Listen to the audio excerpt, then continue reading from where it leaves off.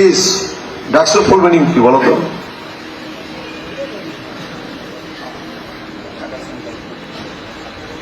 বসো। বাহ, হাইরে ছাত্র, হাইরে ছাত্র দল। আমরা ছাত্র সমাজকে নেতৃত্ব দিব। নেতৃত্ব দেওয়ার মিনিমাম যোগ্যতা আমাদের নাই। নেতৃত্ব দেওয়ার মিনিমাম যোগ্যতা আমাদের নাই। এমন যোগ্যতা নাই বলেই ডাকসুতে ওরা জিতে, যোগ্যতা নাই বলেই রাষ্ট্রতে ওরা জিতে, যোগ্যতা নাই বলেই চাকসুতে ওরা জিতে, যোগ্যতা নাই বলেই চাকসুতে ওরা জিতে। চারটে ইউনিভার্সিটিতে একটি বিশেষ ছাত্র সংগঠন বিপুল ভোটের ব্যবধানে জয়লাভ করছে। কারণটা কি? কারণটা আমাদের যোগ্যতা নাই, আমাদের মেধা নাই, আমাদের কর্ম নাই, সাধারণ ছাত্র ছাত্রীদের সাথে আমাদের সম্পর্ক নাই, ক্যাম্পাসে আমার কোনো ইতিবাচক কাজ নাই। Campus, college campus, high school campus, বিশ্ববিদ্যালয় ক্যাম্পাসে আমার কোনো ইতিবাচক কাজ নাই। আল্লাহ এবার ফেব্রুয়ারি ইলেকশনে বিএনপি ক্ষমতায় নিবে, ঠিক। কিন্তু আমার ধারণা খুব বেশি দিন আমরা ক্ষমতায় টিকে থাকতে পারবো না যদি না আমরা মানুষের মন জয় করে চলতে না পারি।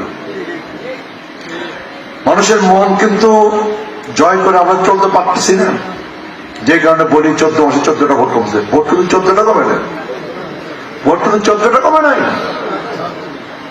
ভোট অনেক বেশি কমছে। ঢাকা ইউনিভার্সিটিতে, চিটাগাং ইউনিভার্সিটিতে, রাজশাহী ইউনিভার্সিটিতে, জাহাঙ্গীরনগর ইউনিভার্সিটিতে কারা পড়ে? যারা মূর্খরা পড়ে, যারা কম মেধাবী তারা পড়ে। তারা কি সব চিটাগাংয়ের পোলাপান পড়ে কিংবা রাজশাহীর পোলাপান পড়ে? রাজশাহী ইউনিভার্সিটিতে মাদারগঞ্জের আছে না 2-4 জন? সারা বাংলাদেশ থেকে রাজশাহীতে পড়তে যায়, সারা বাংলাদেশ থেকে ঢাকায় পড়তে যায়, সারা বাংলাদেশ থেকে চিটাগাংয়ে পড়তে যায়, জাহাঙ্গীরনগরে পড়তে যায়। বাংলাদেশের সেরা মেধাবী ছেলে মেয়েগুলো পড়তে যায় এই পাবলিক ইউনিভার্সিটি গুলাতে। ওরা ভোট দেয় নাই।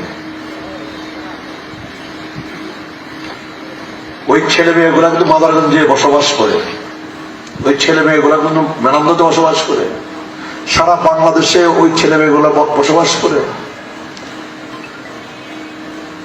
ওই ছেলে মেয়েদের, ঢাকা ইউনিভার্সিটির ছেলে মেয়েদের প্রভাব নেই বাংলাদেশে?